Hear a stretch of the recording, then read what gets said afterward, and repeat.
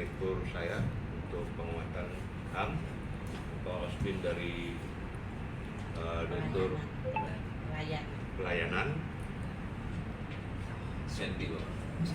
sama pelayan Pak Endi juga ya, dari Dirjen Pelayanan dan Kepatuhan. Nah, itu mereka sebenarnya ranahnya itu ada pada pelayanan dan kepatuhan. Tapi karena surat ini juga ke saya pakai. Sebenarnya Pak Dirjen mau ikut tapi ada di pertemuan yang KY ya, pertemuan yang KY, sehingga beliau mengutus para direkturnya untuk datang. Tapi ada Bapak sudah ketemu Dirjen juga di sini kan? Ya. Ya. Oleh karena itu saya ingin tahu maksud tujuan dari bapak-bapak, saudara semua, ibu-ibu ke sini, sekiranya apa yang perlu kami lakukan di dalam Kementerian HAM ini, khususnya di bidang Direktorat Instrumen dan Kepatuhan HAM, Instrumen dan Penguatan HAM, serta dari Direktorat Pelayanan dan Kepatuhan HAM. Jadi perlu teman juga kami membentuk konstitusi untuk menerima pengaduan sesuai dengan Perpres 139 ya, pasal 6. Kami juga menerima pengaduan, kemudian kami menindaklanjuti dengan stakeholder yang ada. Silakan Pak. Ya. Oke, silakan ambil. Pada tusi kita demikian itu, maka saya memberanikan diri dan memang sudah kewajiban kita untuk menerima teman-teman semua, siapapun, bukan hanya teman-teman masyarakat saja kita terima. Tapi dengan keterbatasan ruangan yang ada, ya kita numpuk beginilah. Siapa yang dia? Silakan dan Pak Osbin, Bu Novi. Nah, sebelum saya mempersilakan, saya hanya ingin mengatakan bahwa apa-apa yang nanti Bapak Ibu semua akan sampaikan kami catat, kemudian kami lengkapi dengan surat-surat dari Bapak semua, Bapak Ibu semua. Kira-kira apa yang perlu kami tidak lanjuti akan kami tidak lanjuti. Karena ini menyangkut institusi, kami juga akan bersurat ke institusi yang berkompetensi dengan masalah ini. Saya kira itu awal dari saya. Silakan mungkin siapa yang dulu bicara ya. Oke, baik Pak Dirjen Instrumen dan Penguatan HAM RI, Bapak Dr. Nikolai, dan juga Ibu Direktur, Pak Direktur, dan juga semua teman-teman di HAM. Kami dari tim hukum Dewan Pimpinan Nasional Pradi, saya dengan Bang Ruli, Dr. Ruli Panggabean selaku koordinator yang dipercaya oleh Ketua Umum menangani tim hukum kasus 7 terpidana di kasus Vina Cirebon tahun 2016 yang lalu.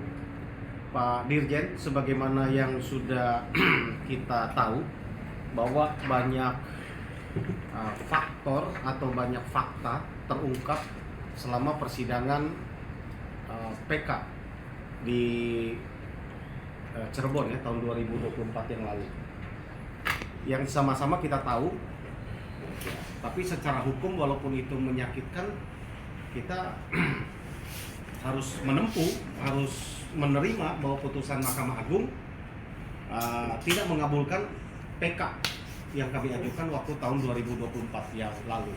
Walaupun tadi saya katakan banyak faktor, banyak fakta yang terungkap di sana, yang kami akan terus memperjuangkan karena ini menyangkut nasib orang, karena kita mencari kebenaran. Faktor-faktor yang dimaksud Pak Dirjen adalah yang terungkap itu yang menyangkut pelanggaran hak asasi manusia ya, yang terungkap. Bahwa kita melihat bahwa 7 terpidana ini ya sebenarnya 8 tersangka, cuman 1 sudah bebas karena dihukumannya 8 tahun. Ya terpidana, 7 masih ada di dalam oleh karena dihukum seumur hidup. Inilah yang membuat kami tergerak untuk terus memperjuangkan kebenaran ini, karena terungkap banyak faktor yang secara hukum yang kami yakini bahwa peristiwa itu bukan mereka pelaku dari pembunuhan ini di dalam kasus kematian Eki dan Vina di Cirebon. Apa saja? Ya. Ini kami hanya melaporkan kepada Pak Dirjen di Instrumen dan Penguatan HAM tentang pelanggaran hak atau HAM yang bagi 7 terpidana ya pada saat itu. Yang pertama adalah terungkap dalam persidangan dan sudah menjadi fakta di dalam persidangan PK kemarin bahwa ternyata tahun 2016 lalu mereka secara KUHP ya, hukum sistem beracara pidana kita, harusnya kan mereka ketika dilakukan pemeriksaan dari tingkat kepolisian penyidikan itu mereka harusnya didampingi oleh pengacara. Itu adalah hak mereka ya, untuk mendapatkan keseimbangan di dalam pemeriksaan pada tahun 2016 lalu. Dan harus ada surat penangkapan pada Bu. Dan harusnya ada surat penangkapan dan diawali dengan Bu Novi. Sofi. Bu Sofi. Dan diawali dengan surat penangkapan, lalu ada pendampingan dari kuasa hukum ya saat itu. Ini prinsip. Ya. Ternyata dalam fakta persidangan di PK tahun 2024 lalu kami hadirkan fakta di dalam persidangan bahwa mereka ini tidak didampingi oleh pengacara selama penyidikan itu. Itu yang pertama. Ini sangat prinsip karena hak mereka terlanggar di tahun 2016 lalu. Dan tidak ada surat penangkapan. Dan tidak ada surat penangkapan. Tapi mereka ditangkap. Tapi mereka ditangkap, gitu ya. Itu fakta pertama. Ya. Fakta kedua adalah bahwa ternyata di dalam proses penyidikan di kepolisian terungkap fakta, kami perlihatkan foto ketika mereka baru 1 hari ditangkap tanpa surat penangkapan itu, ternyata kurang dari 24 jam itu wajah mereka yang tadinya utuh itu sudah babak belur. Itu kita hadirkan di muka persidangan. Artinya ada penyiksaan ya, ada penganiayaan dan diakui. Kenapa diakui? Karena saat itu kepolisian sudah menyatukan sanksi kode etik kepada anggota yang katanya melakukan penyiksaan itu. Yang di dalam fakta itu kami temukan sebenarnya anggota yang diambil etik saat itu adalah bukan pelaku utama di Pak Dirjen. Ada pelaku utama lain yang tidak tersentuh sampai hari ini. Ini yang kita minta dan ini kita sudah laporkan polisi ke Barreskrim, Mabes Polri, pelaku-pelaku itu. Dan dugaan penyiksaan itu sudah terkonfirmasi hasil dari penyelidikan dari Komnas HAM ya, dan juga dari LPSK lewat press release-nya ya kan, menyatakan mereka juga mengadakan investigasi secara mandiri dan ini sudah diakui oleh mereka.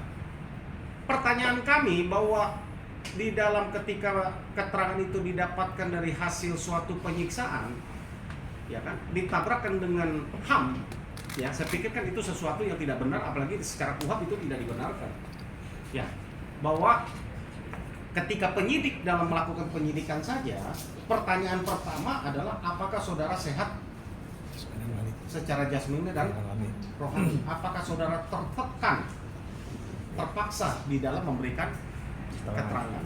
Itu pertanyaan yang saya pikir sudah baku di dalam setiap penyidikan. Apalagi keterangan ini adalah bahwa mereka ini lakukan penyiksaan Pak Dirjen.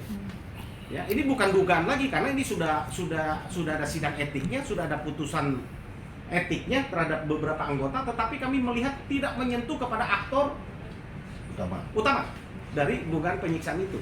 Kami sudah laporkan ini ke Barreskrim Mabes Polri.